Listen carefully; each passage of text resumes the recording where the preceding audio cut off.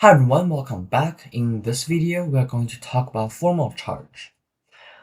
Uh, Before talking about formal charge, we need to understand how to use a tally system of the total number of electrons to draw some possible Lewis structures for a certain molecules. And sometimes we may have multiple Lewis structures for the same molecule, and we call these different potential structures resonance structures. So usually we need to decide which one is the best. So one of all these resonance structures will be the most preferred, will be the most stable one. So how do we know that? So we can use something called a formal charge to evaluate the stableness, the how preferable the structure is. And the definition of formal charge is the charge assigned to an atom in a structure assuming that all electrons are shared equally. And we will calculate formal charge for each individual atom. So it's not a it's not a charge for the whole molecule, but instead it is for each individual atom. And the formula for formal charge would be the number of valence electron on that electron at the beginning minus the number of lone pair electrons and minus half of number of bonding electrons. So let's say if I have a let's say a very common molecule, let's say H2O. So we would have H in the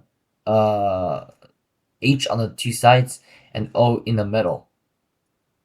So I would actually have like this. So I would have, or I'll actually draw the band structure for this. So I would have two lone pairs on the oxygen and the two hydrogen. So let's take a look at the oxygen. So how many valence electrons are on oxygen in the beginning? So if we draw the Lewis dots diagram for oxygen, it will be something like this. So in total, there are 6 valence electrons at the beginning. So we would have 6. Then minus the number of lone pair electrons, and we will see that oxygen in this case will have 2 lone pairs, which is in total 4 electrons. Then minus half of number of bonding electrons. So we will see that in total there are 4 bonding electrons, and half of that would be 2. So 6 minus 4 minus 2 is equal to 0. So the formal charge of oxygen atom in this case would be 0, which is ideal. And we will talk about how we can evaluate whether a structure is ideal, what kind of rules or guidelines are there for the assessment of formal charges later in this video as well. So we will look at one particular example to see how we can use formal charge in actual problems solving. So our example will be hydrogen sulfate ion, which is shown right here. The chemical formula is HSO4-. So first, step 1 is to draw the Lewis structure, including all resonance structures. Okay. So how we do that is to use a tally system to account for all electrons in this molecule. So we will firstly be doing, so H has 1 electrons for each hydrogen atom. Sulfur has 6 electrons each, and oxygen also has 6 electrons for each oxygen. Therefore, in total, we would have 1 electrons for the 1 hydrogen atom, plus 6 electrons for the 6 sulfur atom, and then 4 times 6 for the 4 oxygen atoms. And also we would have 1 extra electrons right here due to the -1 charge for the compound, which means the compound has 1 extra electrons gained. So in total, there would be 32 electrons for this particular compound. So now we need to distribute these 32 electrons into the possible structures to make sure that all the atoms comply to octet or duets if it's a hydrogen, except expanded octet. But we'll see whether that applies here or not. I think that's for sulfur. So if we look back to here, we will see that both sulfur and oxygen has the same bonding capacity. But since we have O4, which sort of implies that the 4 oxygen atoms are surrounding the central atom, so we will use sulfur as the central atom because H will be connected to oxygen in this case, forming a OH group as one of the bonding site of sulfur. So we will say sulfur is here, and we would have let's start by placing the 4 oxygens around the central atom, and we would have a H will be connected to the oxygen atom right here. Next, we will start by assigning single bonds to every bonding locations. So we will have 2, 4, 6, 8, 10. So we will be using 10 electrons in this case. So we will minus 10 electrons. From the 32 electrons, we will have 22 electrons. Now we need to place the lone pairs. So we know that for each oxygen, there are at least 2 lone pairs as for now. So we have 2 lone pairs on this one, 2 lone pairs, 2 lone pairs, 2 lone pairs. So in total, we used up 1, 2, 4, 6, 8, 10, 12, 14, 16. So it's just a total of 16 electrons. Minus that, we would have 6 electrons left. Now, we need to look at whether each atoms comply to either octets or duets. So if we look at this this hydrogen here, it complies to duets, so it is stable. This oxygen right here, it has 1, 2, 3, 4, in total 8 electrons surrounding this particular oxygen atom, which complies to octet rule, which means this oxygen is also good. But for this oxygen, it's currently not so good because we only have 2, 4, 6 electrons instead of 8. So we need to place one more lone pairs on here, or we interchangeably we can put a double bond here. So since we have multiple different possibilities, that implies resonance structure, right? Because the central sulfur atom is has expanded octet, which means it can accommodate more than 8 electrons surrounding it. So this double bond right here is acceptable, one of the acceptable structures. But for now, we will do the double bond right here because we know that the oxygen has 2 lone pairs at least for now. So we will minus 2 from the 6. We will have 4 left. Similar scenarios apply to these 2 as well, because both of them right now only have 6 electrons surrounding them, and we would like a octet of electrons surrounding them. So we would add 2 double bonds to that. So we would minus 4 electrons, and we would be down to 0, which is happy. We used up all the electrons, which is good. So this is how we use the tally system to create one of the possible structures. Now, we will start by altering out by switching out those double bonds for lone pairs. So we will sort of put this double bond up there, or maybe put this one up there, or put this one up there. There are many different possible configurations. So for example, I'll copy this down first, and maybe I could switch out this particular double bond up there. So I could do a single bond to the oxygen with 3 lone pairs, and then double bond to the 2 oxygens with 2 lone pairs. And we know that this single bond could actually be either here, here, or here. So this whole unit here could be either here, or it could be the oxygen here, or it could be oxygen here. Which means there are actually 3 different possibilities for this sort of configuration: 1 single bond, 2 double bond configuration. Because I could do single bond, double bond, which is the scenario applied here, or I can do double bond, single bond, double bond, or I can do double bond, single bond. So there are 3 different possibilities for that. And also, I could switch out another double bonds as well. So I could do sulfur connected to the oxygen, connected to the hydrogen, connected to the, I'll do single bond up here, as well as the oxygen on the right side. So therefore, I would have this. And also, we would have 3 different possibilities. Why? I could have single, double, single, or double, single.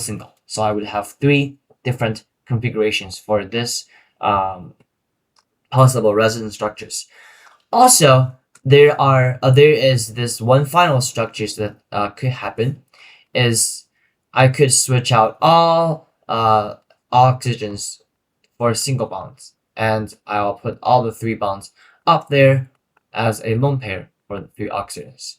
So I would have the structures.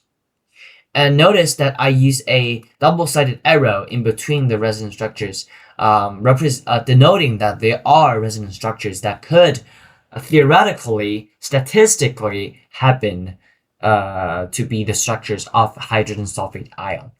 But as I said, among all these 8 structures, there's only one configuration that's preferable, that is the most stable for among all these ones. And how do we know that? Is through our calculation of formal charge. So our second step of deciding which one would be the best structure for hydrogen sulfate ion is to calculate the formal charge for each individual atom. And some rules that we could follow for our assessment on formal charge could be the following. So first, the best structure usually has the lowest delta formal charge, and this would be calculated by the maximum formal charge in the structure minus the minimum formal charge in the structure.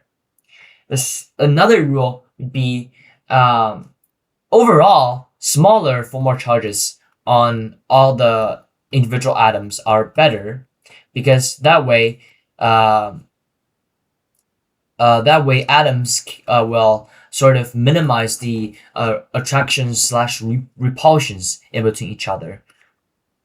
The next rule would be a tiebreaker. So what if the delta formal charge and the overall formal charge are quite the same between 2 structures, and we couldn't really tell which one is better, just based on what kind of formal charge each individual atom have. So we could use the following rule of thumb. So more electronegative atom has more negative formal charge. So this rule can help us to narrow down our choice to one final structure that works the best. So let's go up to the hydrogen sulfate example, and I try to see for each possible resonance structure. Let's see what kind of formal charge each individual atom has. So we need to acknowledge the fact that for oxygen, originally it has 6 valence electrons. For hydrogen, only 1, and for sulfur, only 6. Also 6. So let's start. So let's start from this H right here. So H, the number of valence electrons is 1 minus the number of lone pair electrons, which is none. So 1 minus 0, minus half of the bonding electron, which is 2. So we would down with 0 for hydrogen. And we can actually see for each possible resonance structure here, the hydrogen is always 0. Next, we would calculate the formal charge for this oxygen atom right here.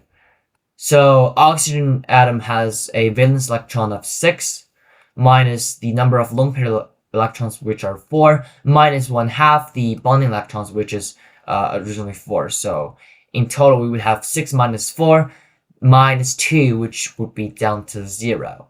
And we can also see that the electron configuration of each oxygen atom among all these structures are the same, so we could confidently say that all of their formal charges are 0. Next is the differentiating factors right here. So it's these 3 oxygen atoms and this sulfur atom right here.